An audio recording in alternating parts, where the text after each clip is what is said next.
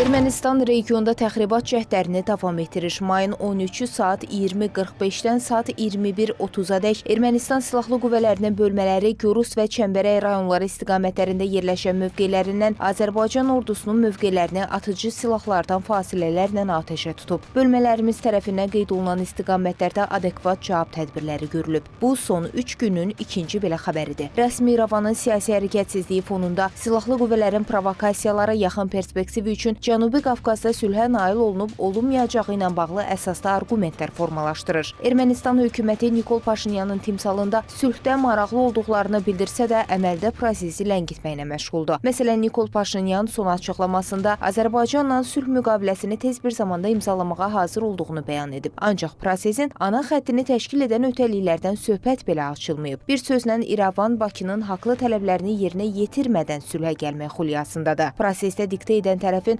Azərbaycan olduğunu göz ardı etməsi və sülh müqaviləsinə imza ata bilmələri üçün irəli sürülmüş 2 şərti, eləcə də öhdəliklərini heçə sayması rəsmi İrəvanın yalnız sözdə razılıq verdiyini deməyə əsas verir. Ermənistanın regional sabitlik yolunda addımlamaq istəməməsi Baş nazir Nikol Paşinyanın mütəmadi xarakter almış siyasi cinah dəyişmələri fonunda diqqət çəkməkdədir. İndiki situasiyada Ermənistanın Avropa yoxsa Rusiya yönümlü siyasət yürütdüyünü konkretləşdirmək xeyli qəlizləşib. Ermənistanın KMTT-yə üzvlüyünü dondurması, Avropa İttifaqına qoşulmaq üçün müəyyən təşəbbüslərlə çıxışı bu ölkənin əslində qərbə yaxınlaşmaq istəyinə dair təsəvvür formalaşdırsa da, ordusunun qatılmadığı Moskva paradına tələsik gedişi Paşinyanın Putinlə suları durultmaq istəyinə işarə kimi də xarakterizə olunur.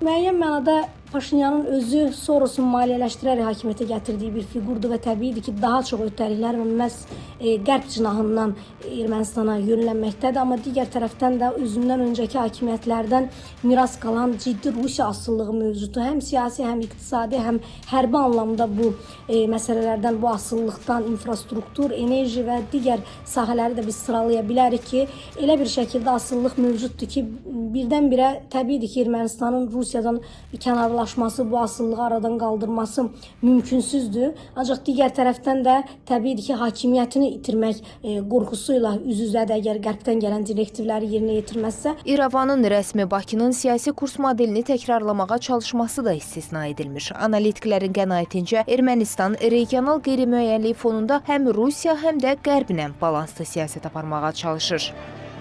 Əgər biz keçmiş Ermənistan rəhbərləri Robert Köçəryan və Serj Sarkisyan dövrünü birmənalı Rusiyapərəst siyasət kimi xarakterizə ediriksə, Nikol Paşinyanın da qərbi inteqrasiya siyasəti yeritdiyini demək mümkündür. Son illərdə o müəyyən mənada balans yaratmağa çalışır, amma hakimiyyətə gəldiyi ilk illər etibarilə radikal qərb siyasəti yeridirdi və bu da nəticə etibarilə Ermənistan və Rusiya arasındakı münasibətləri ciddi şəkildə zədələdi. Və təbii olaraq da bu gün Paşinyan fərqindədir ki, Cənubi Qafqaz ölkəsinin seçim etmək kimi bir vəziyyəti yoxdur. Yəni, biz burada mütləq şəkildə balans siyasəti aparmalıyıq. Çünki ətraf ölkələrin geostratejik önəmi və çəkisi nəzərə aldıqda bu ölkələr arasında mütləq şəkildə bir balans saxlanması vacibdir. Proqnozlara görə balanslı siyasi kurs mexanizmindən istifadə İrəvanda alınmayacaq. Buna səbəb isə ölkənin mütəmadi olaraq siyasi səhvlərə getməsi və yanlış manevrlər etməsidir. Özəlliklə də gələcəkdə siyasi mövcudluğu üçün hava su qədər vacib olan sülhdən boyun qaçırması gedişatı İrəvanın əleyhinə dəyişə bilər. Zeynəb Mirzəyeva, Real.